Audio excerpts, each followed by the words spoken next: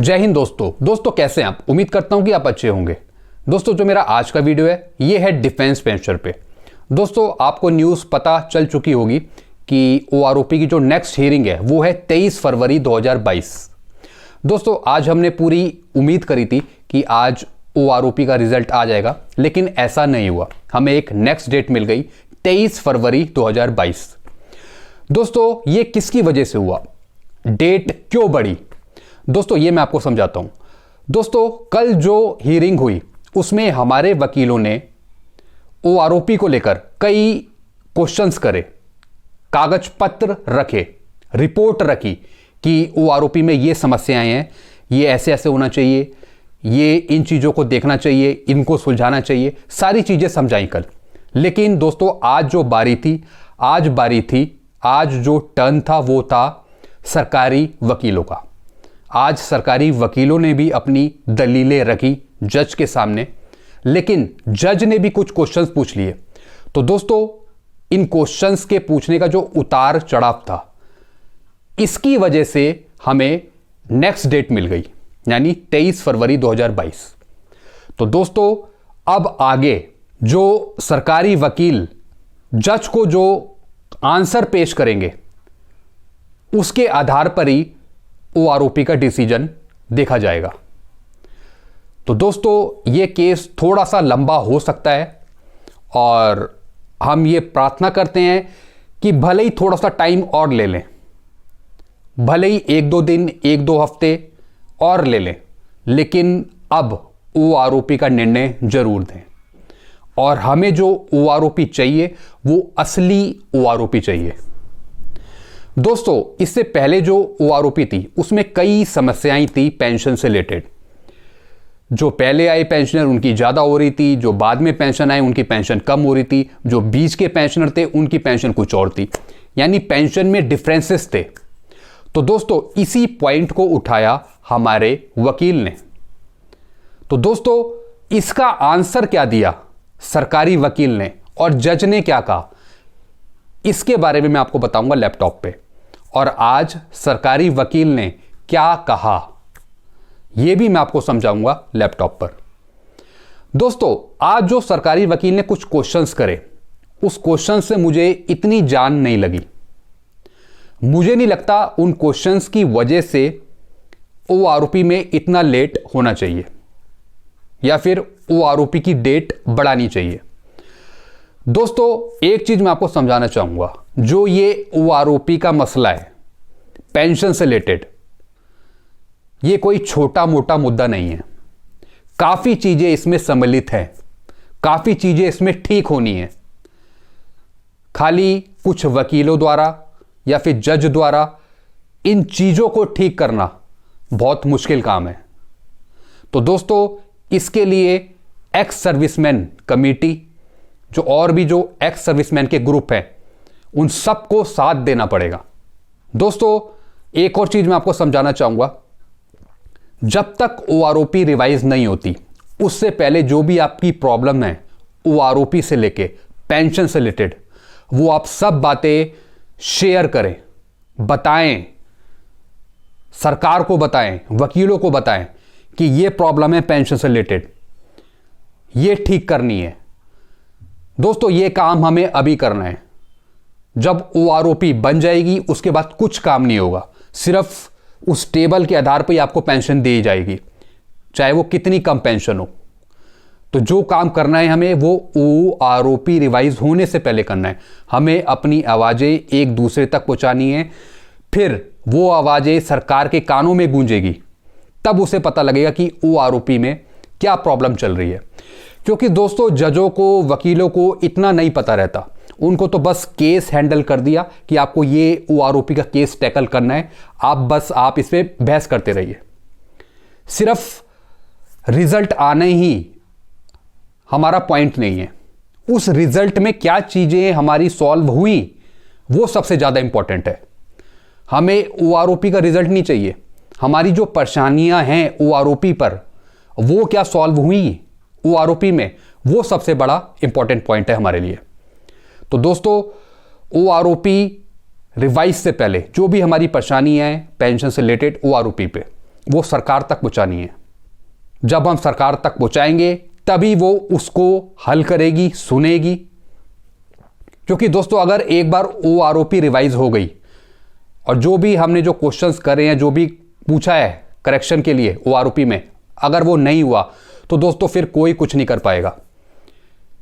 अगर एक बार OROP revise हो गई, बन गई, उसके बाद जो उस टेबल में पेंशन सेट कर दी वही आपको मिलती रहेगी अगले 5 साल तक, 10 साल तक। दोस्तों फिर कोई कुछ नहीं कर सकता। इसलिए OROP रिवाइज से पहले अपनी आवाज़ उठाएं, उन्हें पेंशन सही करने के लिए बोले, OROP में एक नई असली OROP देने के लिए बोले, ताकि समय रहते OROP बनने से पहले सारी बातें सरकार के समझ में आ जाएं, वकीलों को समझ में आ जाए और एक वो अच्छी OROP हमारे लिए बनाए। तो दोस्तों जो काम हमें करना है वो अभी करना है, क्योंकि अगर एक बार OROP बन गई फिर हमारे पास कोई क्वेश्चंस नहीं रहेंगे पूछने को। फिर हमें उसी टेबल के अनुसार पेंशन लेनी पड़ेगी, जैसे हम पुरानी 2014 की OROP से लेते आए हैं। तो क्वेश्चंस जो हमें करने हैं वो अभी करने हैं, OROP रिवीजन से पहले, ना कि OROP रिवाइज होने के बाद, क्योंकि फिर कोई कुछ नहीं कर पाएगा।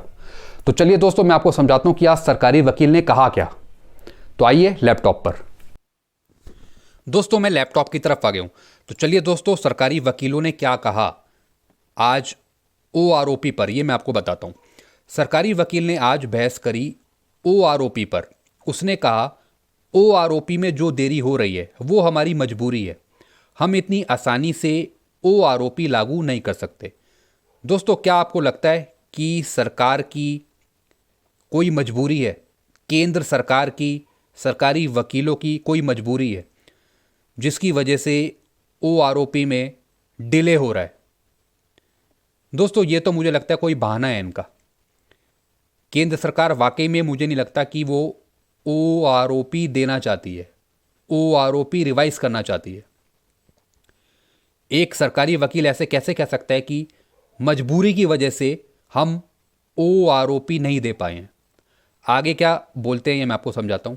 दूसरा पॉइंट, सरकारी वकील ने कहा जो 5 साल का समय मांगा है OROP अपडेट करने का, वो भी हमारी मजबूरी है।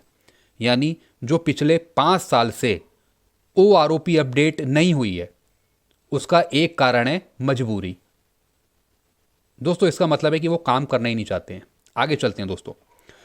OROP रिवाइज ना होने से कितना नुकसान हुआ जवानों को, ये भी हमारे वकीलों ने बताया था कल। दोस्तों जैसा मैंने आपको बताया, कल जो हियरिंग हुई उसमें हमारे वकीलों ने कुछ रिपोर्ट पेश करी, तो उसमें यह भी बताया कि OROP रिवाइज ना होने से कितना नुकसान हुआ है जवानों को। तो क्या नुकसान हुआ ये मैं आपको बताता हूं। 1.5 साल का इंक्रीमेंट का नुकसान हुआ है जवानों को OROP रिवाइज ना होने की वजह से। अगला पॉइंट, 2019 में OROP रिवाइज नहीं होने के कारण OROP 2017 से दी जाए, इसके बारे में भी हमारे वकील ने जज के सामने रिपोर्ट रखी है।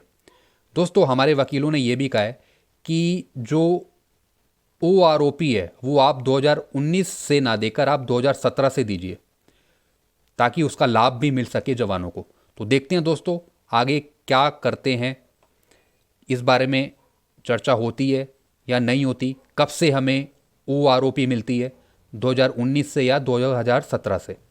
तो हमारे वकीलों ने इसके बारे में भी रिपोर्ट दी है कि जो OROP है वो 2017 से दी जाए। आगे चलते हैं दोस्तों। सरकारी वकील ने कहा पेंशन में जो डिफरेंस आ रहा है वो MSCP ACP की वजह से आ रहा है। दोस्तों कल हमारे वकीलों ने OROP पर कुछ चीज़ें बताई थी, रिपोर्ट रखी थी कि कई डिफेंस पेंशनरों की पेंशन अलग है।